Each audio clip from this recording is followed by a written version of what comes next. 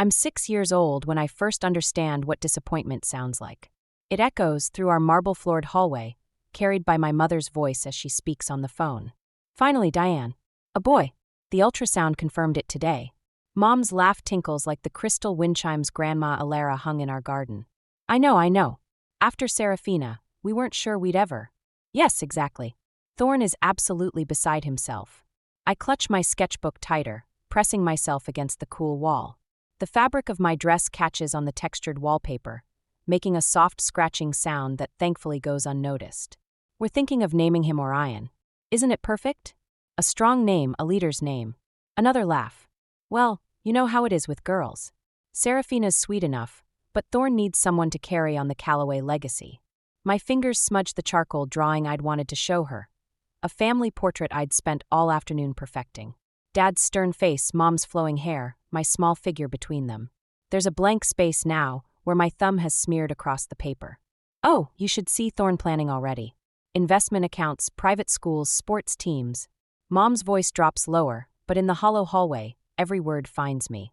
It'll be different this time. No more artistic tendencies to worry about. The sound of her heels clicks against the marble, growing louder. I scramble back toward my room, but she rounds the corner before I can escape. Serafina. Her hand flies to her chest. Darling, you startled me. What are you doing lurking in the hallway? I hold up my ruined drawing with trembling hands. I made this for you. She glances at it, her perfectly painted lips tightening at the corners. That's nice, dear. But look at your dress now, all covered in charcoal. Go change before your father gets home. She steps past me, phone still pressed to her ear. Sorry, Diane.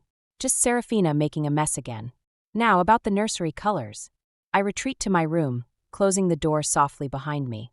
The drawing falls from my hands into the waste basket, but I don't cry. Instead, I pull out a fresh sheet of paper and begin again. This time, I draw myself alone, standing in a garden full of wind chimes. The sound they make in my imagination is nothing like my mother's laugh. In the distance, I hear her voice rise with excitement as she continues planning for my brother's arrival.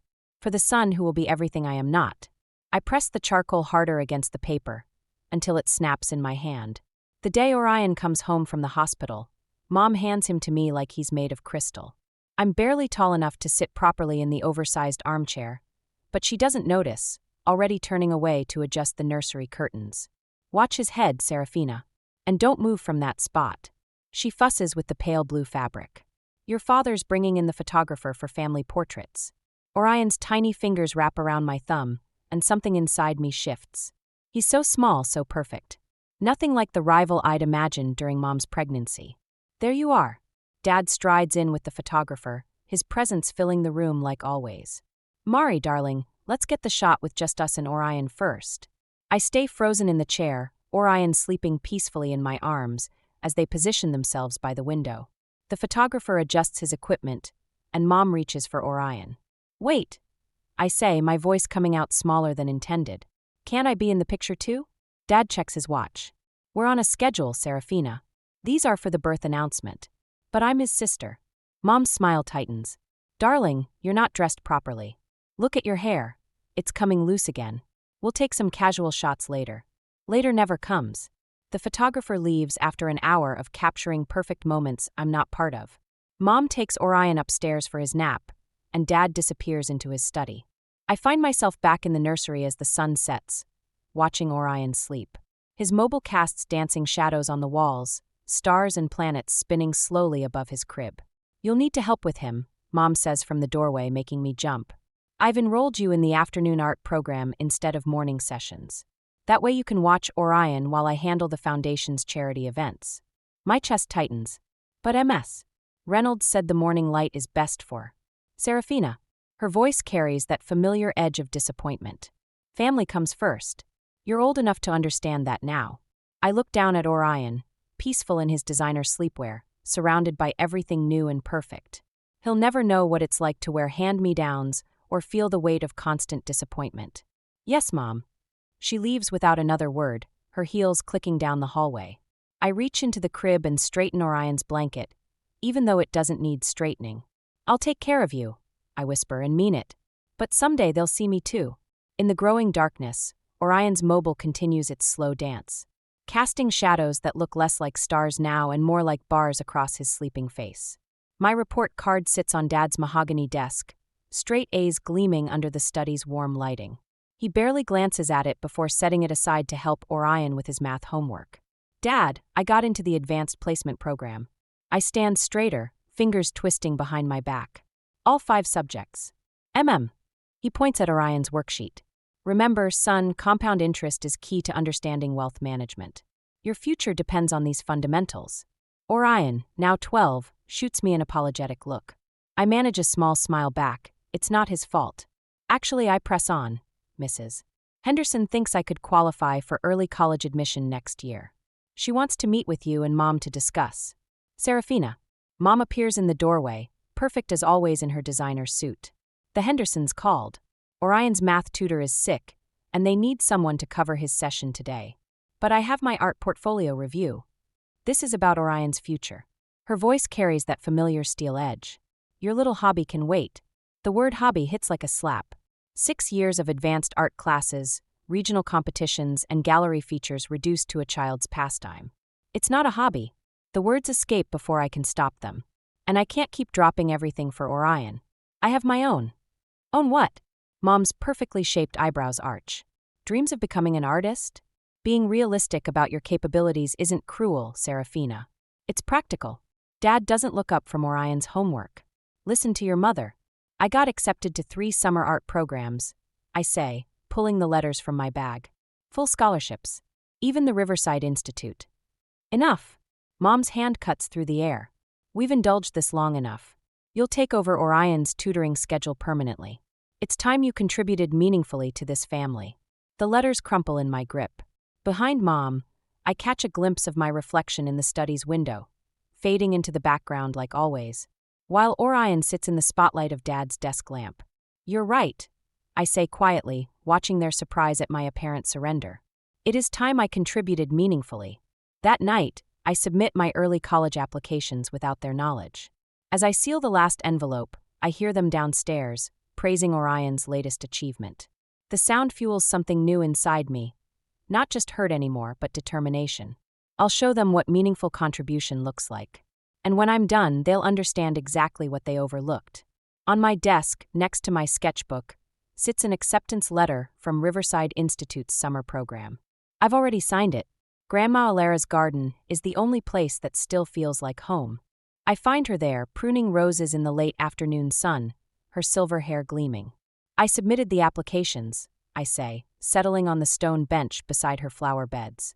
They don't know yet. She sets her shears down, studying me with those keen eyes that never miss anything. And Riverside? Accepted. Full scholarship. My fingers trace the weathered bench edge. Mom wants me to take over Orion's tutoring permanently instead. Of course she does. Alara's voice carries an edge I've never heard before. Your mother has always excelled at using other people's talents to polish her golden boy. The bitterness in her tone makes me look up sharply. What do you mean?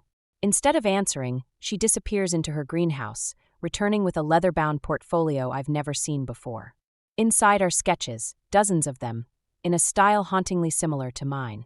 Your mother's work, Alara says quietly. From before she married your father. My hands shake as I turn the pages. The drawings are extraordinary, raw talent refined through years of practice. I don't understand. Mom hates art. She calls it a hobby. Yes, that's what Thorne called it too, when he convinced her to give it up. Alara sits beside me, her gardening gloves leaving smudges of earth on her expensive slacks. She was accepted to the Royal Academy in London. Instead, she chose to become Mrs. Thorne Calloway, perfect society wife and mother. The portfolio feels heavier now. Why are you showing me this? Because history doesn't have to repeat itself, Serafina. She takes my hand, her grip surprisingly strong. Your mother's resentment didn't start with you. It started with her own surrendered dreams.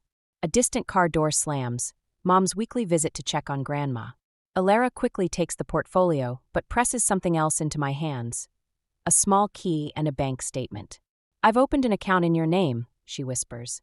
Enough to get you started at Riverside, and then some. Don't let them clip your wings like she did hers. Mom's heels click on the garden path. I slip the key into my pocket just as she rounds the corner, her smile tightening at the sight of us together. Serafina, what are you doing here? Orion's waiting for his tutorial session. I stand, catching the slight tremor in Mom's hand as her eyes fix on Alara's greenhouse, where the portfolio disappeared to. For the first time, I wonder if what I see in her expression is fear rather than disappointment. Actually, Mom, I say, we need to talk about Riverside. The graduation ceremony programs arrived the same day as my full scholarship letter. I place both on the dining room table before dinner, my heart hammering against my ribs as Mom arranges the silverware with military precision. I have news, I announce when everyone's seated. Dad barely looks up from his phone, but Orion gives me an encouraging smile. The scholarship committee selected me for their full ride program. I'll be able to study art and business administration at. Perfect timing, Mom interrupts, passing the salad to Dad. We've been discussing Orion's college preparations. Having you nearby to continue his tutoring will be essential for his success. Mom, I won't be nearby. The scholarship is for Serafina. Dad finally looks up. Your brother's future is at a critical juncture. The Callaway name depends on his success. Orion shifts uncomfortably. I can get another tutor, Dad. Sarah should. Should what? Mom's voice carries that dangerous silk. Abandon her family responsibilities for some artistic fantasy? The word fantasy ignites something in me. I pull out Grandma Alara's bank statement. I've already accepted. Classes start in August. The crystal water glass slips from Mom's hand, shattering against the hardwood floor. Nobody moves to clean it up. You what? Dad's face darkens. Without consulting us? Like you consulted me about becoming Orion's permanent tutor? The words taste like freedom and fear mixed together. Or about canceling my art classes.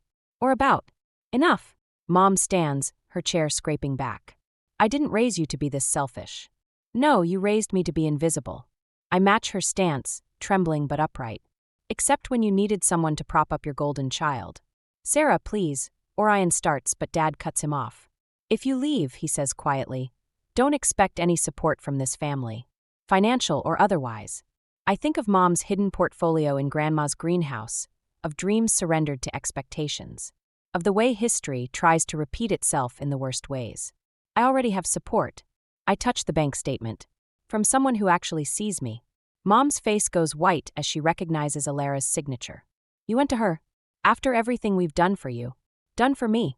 A laugh escapes me, sharp and unfamiliar. Name one thing you've done that wasn't actually for Orion.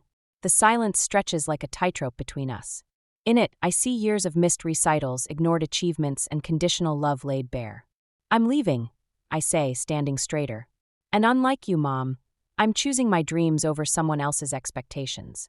I walk out before they can respond, their silence following me like a shadow I'm finally ready to outrun. 3 months into college, my phone lights up with Orion's name. I almost ignore it, like I've ignored the dozen messages from Mom, but something makes me answer. They froze Grandma Alara's account, he says without preamble. Dad's contesting her competency to manage her own finances. The paintbrush slips from my fingers, splattering red across my latest piece. He can't do that. He already has. Mom's backing him up, saying Grandma's being manipulated. Orion's voice cracks. By you.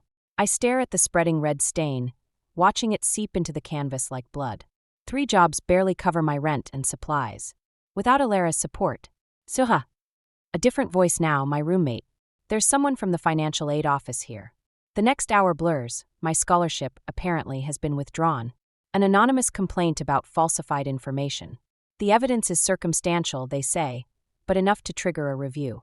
Your father called. Grandma Alara tells me later that night, her voice thin through the phone. He offered to drop the competency hearing if I stop supporting your rebellion. Don't give in, I say, but my voice shakes. Please. Oh, my dear girl. She sounds tired in a way I've never heard before. Sometimes the strongest thing we can do is survive to fight another day.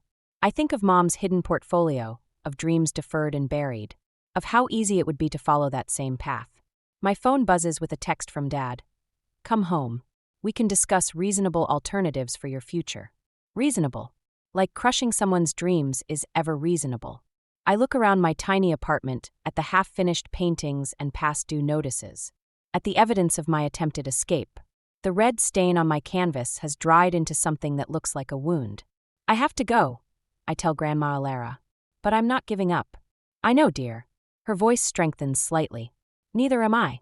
After we hang up, I sit in the growing darkness, surrounded by the art they're trying to take away from me. Mom surrendered her dreams. Grandma Alara is being forced to watch history repeat itself. But I'm not either of them. I pick up my paintbrush again, dipping it in the deepest red I own. On a fresh canvas, I begin to paint. A garden full of roses, their thorns sharp enough to draw blood. In the corner, I sign my name, not Calloway, but something new. Something that's entirely mine. My phone keeps buzzing with their messages, but I don't answer. They want to break me, but they've forgotten something crucial. Sometimes being broken just gives you more edges to fight back with. 5 years later, I stand in Grandma Alara's garden, watching my son Zephyr play with Mom's phone. The annual Callaway Foundation Gala swirls around us, a perfect backdrop for what's about to unfold. Gamma Mari has funny names for people, Zephyr announces, scrolling through contacts. Mommy's name is Ungrateful Disappointment. The champagne flutes freeze mid-clink. Mom lunges for the phone, but she's too late. The words echo across the garden, clear as crystal. Mari, Dad warns, but I'm already moving. Ungrateful. My voice carries across the suddenly silent gathering. Is that what you call someone who spent their childhood raising your precious son while you chase social status? Serafina, this isn't the time. Mom starts, but I cut her off. When is the time? When you're not busy pretending to be the perfect family. When you're not destroying someone else's dreams like you destroyed your own. Her face goes white. Behind her, Grandma Alara emerges from the greenhouse, carrying a familiar leather portfolio. You told her? Mom whispers. No, Mari. You told her yourself.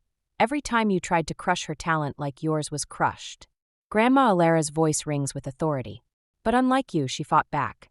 Dad steps forward, all business. Alara, remember our agreement. Oh, I remember everything, Thorn. She opens the portfolio, and Mom's old drawings scatter across the garden table like fallen leaves. Including how you threatened to contest my competency when I supported Sarah's dreams. Gasps ripple through the crowd of society friends and business partners. Dad's carefully crafted image cracks. But here's what you forgot, Grandma continues, pulling out another document. I had my lawyer update my will that very day. Everything goes to Sarah. The house, the foundation, the trust funds, all of it. Mom sways slightly. You can't. I already have. Grandma Alara turns to me. Someone in this family deserves to pursue their dreams without compromise. The silence stretches like a canvas waiting for the first stroke of paint. I look at my parents, really look at them, and see not the giants of my childhood, but two people trapped in their own carefully constructed cage. Keep it, I say finally. All of it. I've built my own life, my own success, without your name or your money. I pick up Zephyr, who nestles into my shoulder. That's something you never understood. Real power isn't in what you can take from others, but in what you can create for yourself. I walk away then, leaving them with their wealth and their regrets. Behind me, I hear Mom call my name, not in anger this time, but with something that sounds almost like recognition. I don't turn back. A month after the gala, I find Grandma Alara in her greenhouse, surrounded by the roses she's tended for decades. She's holding Mom's old portfolio, studying a sketch of this very garden from 30 years ago. Your mother came to see me yesterday, she says without looking up. She brought these back. My hand's still on the watering can. What did she want? To talk about regret. Grandma's fingers traced the signature on the drawing. And about how some gardens only bloom after a storm has torn everything down. Through the glass walls, I can see my own garden taking shape, the one I've started behind my gallery. Zephyr helps me plant something new every weekend, his small hands learning the difference between nurturing and controlling.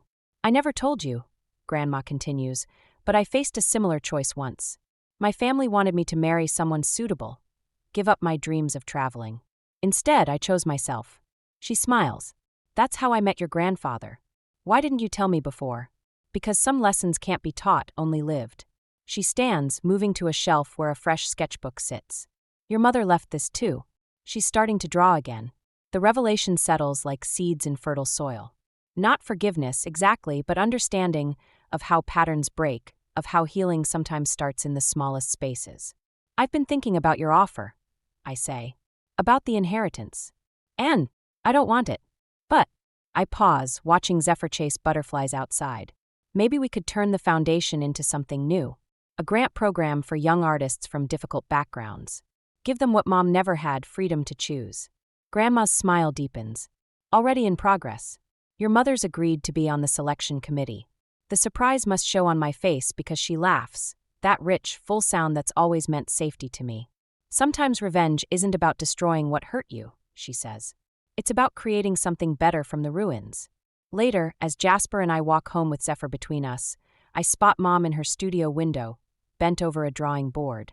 She doesn't see me, but I see her, really see her, maybe for the first time. Some wounds don't heal completely. Some gardens grow wild in their broken places. But as I watch Zephyr run ahead, pointing out every flower along the way, I realize that maybe that's the point. Beauty isn't about perfection. It's about what blooms despite the damage, because of it even. I squeeze Jasper's hand and step forward into our own story, leaving the old one behind like fallen petals in Grandma's garden.